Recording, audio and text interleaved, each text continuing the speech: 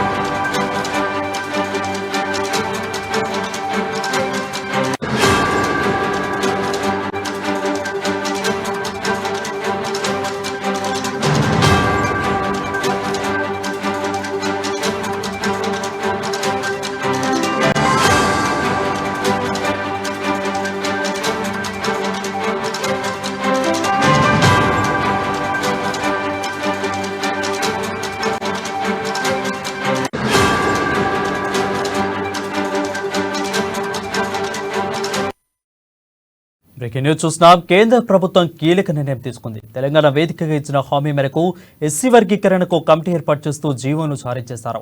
కేంద్ర కేబినెట్ కార్యదర్శి రాజీవ్ గౌబా నేతృత్వంలో కమిటీని ఏర్పాటు చేశారు. ఈ కమిటీలో 5 సభ్యులు ప్రముఖులుగా సభ్యులుగా ఉండనున్నారు. కేంద్ర హోంశాఖ, న్యాయశాఖ, గిరిజన, సామాజిక న్యాయశాఖల కార్యదర్శులు సభ్యులుగా ఉంటారు. కాగా తెలంగాణ అసెంబ్లీ ఎన్నికల ముందు హైదరాబాద్లోని పెరేడ్ గ్రౌండ్స్ లో జరిగిన దళిత దండోర సభకు ప్రధాని మోదీ ముఖ్య అతిథిగా హాజరయ్యారు. ఈ సందర్భంగా ఎస్సీ వర్గీకరణకు కమిటీని ఏర్పాటు చేస్తారని మాట ఇచ్చారు. ప్రస్తుతం ఇచ్చిన హామీ మేరకు కమిటీని ఏర్పాటు చేశారు ప్రధాని మోదీ.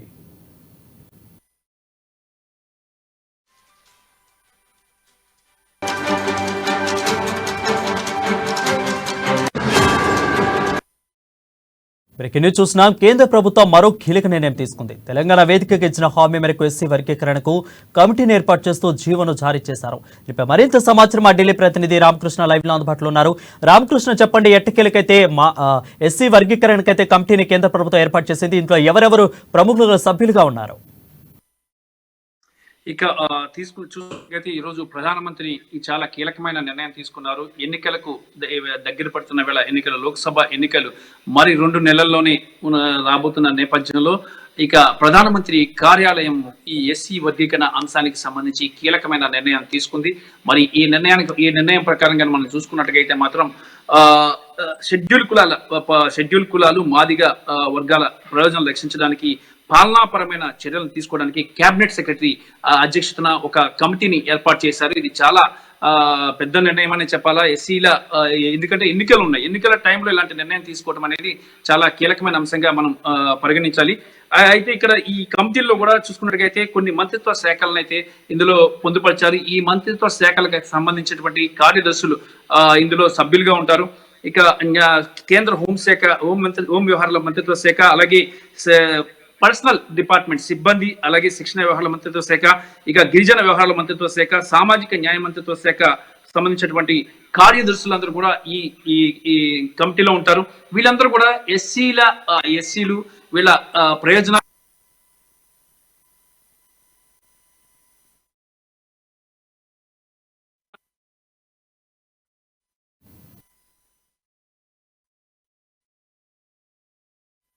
మరి ఎస్సీలు అనేది కూడా కేంద్రానికి చాలా అవసరం ఉంటుంది. రానున్న లోక్సభ ఎన్నికలు కేంద్ర ప్రస్తుతం అధికారంలో ఉన్న బీజేపీ సర్కార్కు చాలా కీలకమైన చెప్పచ్చు. మరి ఈసారి చాలా టఫ్ గా ఎన్నికలు ఉండబోతున్నాయి.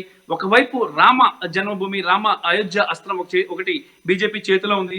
ఇప్పుడు ఎస్సీ అస్త్రాన్ని చేతిలో పెట్టుకుంది.